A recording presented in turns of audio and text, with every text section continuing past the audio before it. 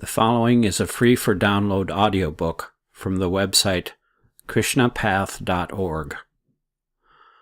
Teachings of Lord Chaitanya, Chapter 10, The Beauty of Krishna. Krishna is known as Madan Mohan because he conquers the mind of Cupid. He is Madan Mohan by his favors to the damsels of Vraja and by accepting their devotional service. The Lord is engaged there in the rasa dance as the new Cupid after conquering Cupid's pride. He is Madan Mohan by his capacity to conquer the minds of women with his 5 arrows called form, taste, smell, sound, and touch. The pearls of the necklace which is hanging on the neck of Krishna are as white as ducks, and the feather of the peacock which is decorating the head of Krishna is colored just like the rainbow. His yellow garment is like the lightning in the sky. Krishna is like the newly arrived clouds, and the gopis are just like footbells on his feet. When the cloud pours rain on the grains in the field, it appears that Krishna is nourishing the hearts of the gopis by calling down his pastime rain of mercy. The ducks fly in the sky in the rainy season, and the rainbow is also seen in the sky at that time. Krishna freely moves with his friends as a cowherd boy in Vrindavan, and when he plays his flute, all the living creatures, mobile and immobile, become overwhelmed with ecstasy, and they quiver and tears flow in their eyes. His conjugal love is the summit of his various opulences. The Lord is the master of all riches, all strength, all fame, all beauty, all knowledge, and all renunciation. Out of these, his perfect beauty is his conjugal attraction. The form of Krishna, the conjugal beauty, is eternally existent in Krishna's alone, whereas his other opulences are present in his Narayan form. When Lord Chaitanya was describing the super-excellence of Krishna's conjugal attraction, he felt a transcendental ecstasy and caught up the hands of Sanatana Goswami and began to say how fortunate the damsels of Braja were. He recited in this connection a verse from Srimad Bhagavatam, 10th Canto, 24th Chapter. Quote, "How much penances and austerities the damsels of Vraja must have undergone, for they are able to drink the nectar of Krishna, who is all beauty, all strength, all riches, all fame, and who is the center of all the beauties of bodily luster." End quote. The body of Krishna, the ocean of the eternal beauty of youth, can be seen as moving in waves of beauty, and there is a whirlwind at the sound of his flute. Those waves and that whirlwind make the hearts of the gopis flutter like dry leaves on the trees, and when the leaves fall down at Krishna's lotus feet, they can never rise up again from there. There is no comparison with that beauty, because no one has beauty greater than or equal to Krishna. He is the origin of all incarnations, in form, including the form of Narayan. Otherwise, how could the goddess of fortune, who is a constant companion of Narayan, give up the association of Narayan and engage herself in penance for gaining the association of Krishna? This is the super-excellent beauty of Krishna, the everlasting mine of all beauty. And from that beauty, all other beautiful things emanate. The attitude of the gopis is just like a mirror on which the reflection of Krishna's beauty develops at every moment. Both Krishna and the gopis increase their transcendental beauty at every moment, and there is always transcendental competition between them. Nobody can appreciate the beauty of Krishna by proper discharge of his occupational duty, or by austerities, or by mystic yoga, or by cultivation of knowledge, or by offering different kinds of prayer. Only those who are on the transcendental platform of love of God, who only out of love are engaged in devotional service, can appreciate the transcendental beauty of Krishna. Such beauty of Krishna is the essence of all opulences, and his characteristics in that connection are only appreciable in Goloka Vrindavan and not anywhere else.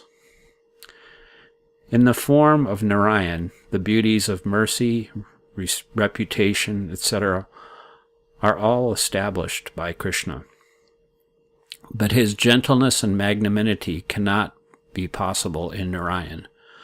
They are found only in Krishna. Lord Chaitanya very much relished all these verses from Srimad Bhagavatam, which he explained to Sanatan. In particular, he explained the verse from the 9th canto, 9th chapter, 24th verse, as follows. The gopis used to relish the beauty of Krishna as a ceremony of perpetual enjoyment. They enjoyed the beautiful face of Krishna, his beautiful ears with earrings, his broad forehead, and his smile. And while enjoying the sight of Krishna's beauty, they used to criticize the defect of the Creator, Brahma, for the separation from their vision of Krishna by the momentary blinking of their eyelids. End quote. The Vedic hymn, which is known as Kama Gayatri, describes the face of Krishna as the king of all moons. In metaphorical language, there are many different moons, and they are all one in Krishna. The moon of the mouth, the moon of the cheeks, the moon spots of sandalwood pulp, the beauty moon of the fingertips of his hand, and the tip of his toes. In this way, there are 24.5 moons, and Krishna is the central figure of all these different kinds of moons. The dancing movement of Krishna's earrings, eyes, and eyebrows are very attractive to the damsels of Vraja. Activities in devotional service increase the sense of devotional service. What else is there for two eyes to see beyond the face of Krishna? One cannot sufficiently see Krishna with only two eyes, and one feels incapable and thus becomes bereaved. Such bereavement is slightly reduced when one criticizes the creative power of the Creator. The unsatiated seer of the face of Krishna then laments as follows. I do not have thousands of eyes.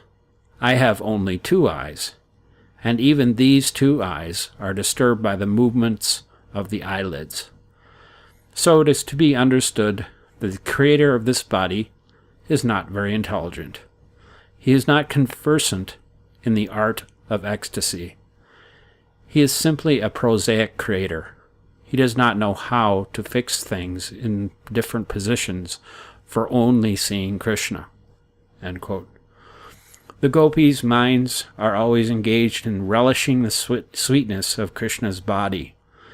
He is the ocean of beauty, and his beautiful face, his beautiful smile, and the luster of his body are always attractive to the gopis' mind. In the Chaitanya-charitamrita, these three things have been described as sweet, sweeter, and sweetest. When there are three kinds of contamination in the constitutional body, it is called convulsion. So similarly, a perfect devotee of Krishna attains a stage of convulsion when he is so overwhelmed by seeing the beauty of Krishna's body, his face, the beauty of Krishna's smile.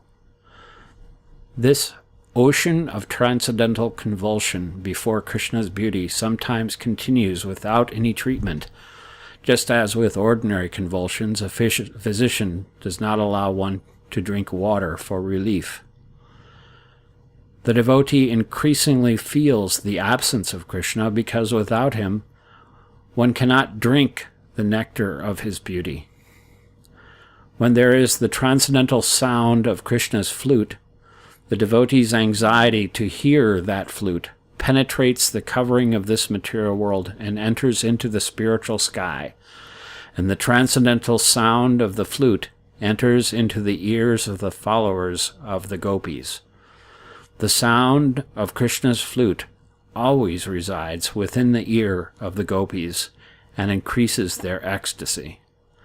At the time when it is heard, no other sound can enter into the ear, and in their family activities they are not able to reply properly because all these beautiful sounds are vibrating. Thus Lord Chaitanya explained the transcendental constitution of Krishna, his expansions, his bodily luster, and everything connected with him. In short, Lord Chaitanya explained Krishna as he is, and Krishna being the essence of everything, he began to explain the process by which one can approach Krishna. It is said that devotional service to Krishna is the only process. This is the verdict of all Vedic literature. The sages have declared as follows, quote, "If somebody inquires into the Vedic literature as to what is the process of transcendental realization, or if somebody consults the Puranas, which are considered their sister literature, in all of them the conclusion is that the Supreme Personality of Godhead, Krishna, is the object of worship." End quote. Krishna is the absolute truth, the Supreme Personality of Godhead, and he is situated in his internal potency, which is known as Swarup Shakti, or Atma Shakti, as described in the Bhagavad Gita. He expands himself in various multiple forms. Some of them are known as personal forms, and some of them are known as separated forms. Thus he is enjoying in all the spiritual planets as well as in the material universes. The expansions of his separated forms are called living entities, and they are classified according to the energies of the Lord. Such living entities are divided into two classes. One is eternally liberated, and the other is eternally conditioned. Eternally liberated living entities never come into contact with the material nature, and they do not have any experience of material life. They are eternally engaged in Krishna consciousness or devotional service to the Lord, and they are counted as associates of Krishna. Their pleasure, the only enjoyment of their life, is derived by rendering transcendental loving service to Krishna. Those who are eternally conditioned, on the other hand, are ever divorced from the transcendental loving service of Krishna, and thus they are subjected to the threefold miseries of material existence. On account of the conditioned soul's eternally existing attitude of divorce from Krishna, the spell of material energy awards him two kinds of bodily existence. One is the gross body, consisting of the 5 elements, and the other is the subtle body, consisting of mind, intelligence, and ego. Because he is covered by these two kinds of bodies, the conditioned soul is eternally suffering the pangs of material existence, known as the threefold miseries. We are subjected to 6 kinds of enemies, such as lust and anger, etc., and that is the everlasting disease of the conditioned soul. Diseased and conditioned, the living entity is transmigrating all over the universe. Sometimes he is situated in the upper planetary system, and sometimes he is traveling in the lower planetary system. That becomes his normal conditioned life. This disease can be cured only when the expert physician, the bona fide spiritual master, is met and followed. When the conditioned soul faithfully follows the instructions of such a bona fide spiritual master, the material disease is cured and the living entity is promoted to the liberated stage and again attains to the devotional service of Krishna and goes back home, back to Godhead. A conditioned living entity should come to the consciousness of his real position. He should pray to the Lord, "How long and how much will I be under the rule of the different bodily functions, such as lust and anger?" As masters of the conditioned soul, lust and anger are never merciful. There is no cessation of the conditioned soul's service to such bad masters. When he comes to his real consciousness, or Krishna consciousness, he gives up serving those bad masters and approaches Krishna with a frank and open heart to achieve his shelter. Then he prays to Krishna to be engaged in his transcendental loving service. In the Vedic literature, fruitive activities have sometimes been highly praised, and sometimes the mystic process of yoga is praised, and sometimes the speculative search for knowledge is praised. They are each considered as different ways to self-realization, but in spite of praise for the different paths of self-realization, in every writing, the path of devotional service has been accepted as the foremost. In other words, devotional service to Krishna is the highest perfectional path of self-realization, recommended to be performed directly. The effects of fruitive activities, mystic meditation, and the cultivation of speculative knowledge are not direct methods of self-realization.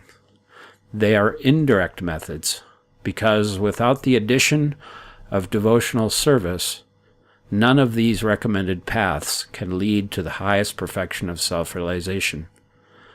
Therefore, such paths to self-realization are ultimately dependent on the path of devotional service.